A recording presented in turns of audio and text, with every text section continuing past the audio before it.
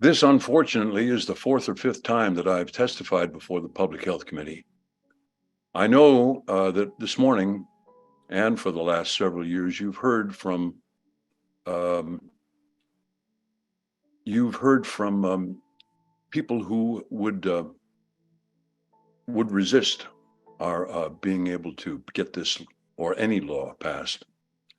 They've been peddling a yarn that if passed, the law would be abused and that people with disabilities will be pressured to end their lives. This contention is not borne out. Indeed, it flies in the face of all of the evidence since Oregon passed this law 26 years ago.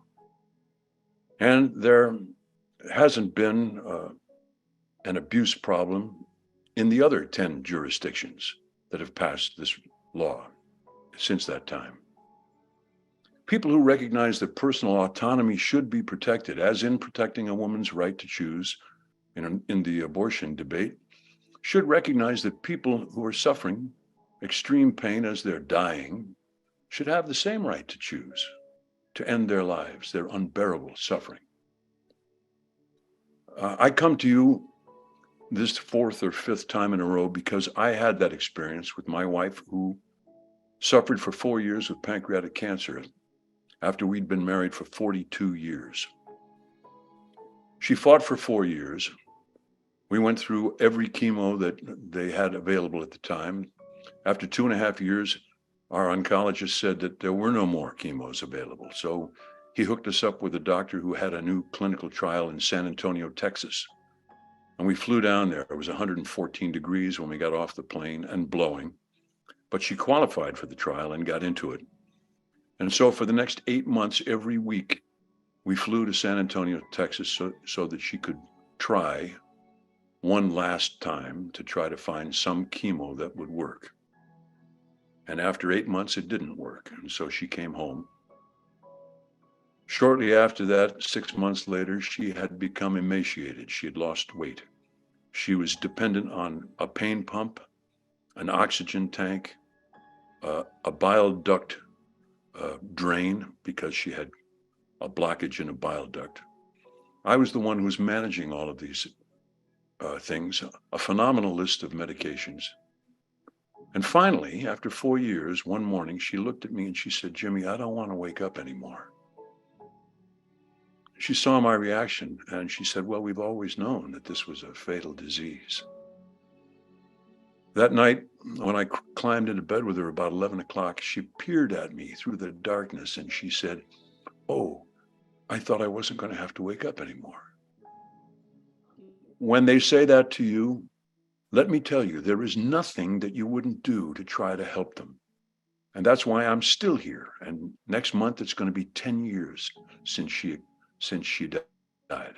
And I'm still here trying to help other people, as she did not have this available to her. I'm through. Thank you. Thank you, Mr. Naughton. Thank you for your testimony and thank you for coming in again to this committee. We have a question or comment from Representative Steinberg. Yes. Thank you, Mr. Chair. Thank you for testifying again this year. Every time I hear the story of your wife's experience, it reminds me why we're here.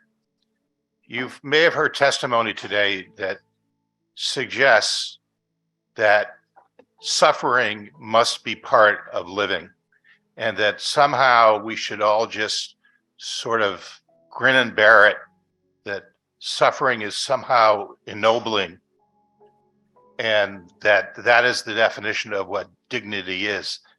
Given your experience, how would you respond to that? I would say that was coming from a very ignorant point of view, someone who hasn't experienced that, someone who hasn't gone through what the rest of us have. I understand there is a legislator still in the Connecticut legislature who was against this law until his father had a very, very serious bad death, and it changed his mind. I have a hard time understanding how people could deny the ability to end this kind of pain and suffering to another human being, let alone to a loved one.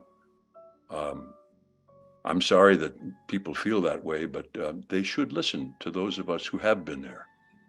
We know that that not everyone goes gentle into that good night. And for those people, those few, very few people in our midst, we need to help them. They're begging us to.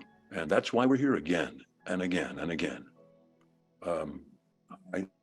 I think it's an uninformed point of view that you've mentioned. Thank you. I think your response is actually quite generous.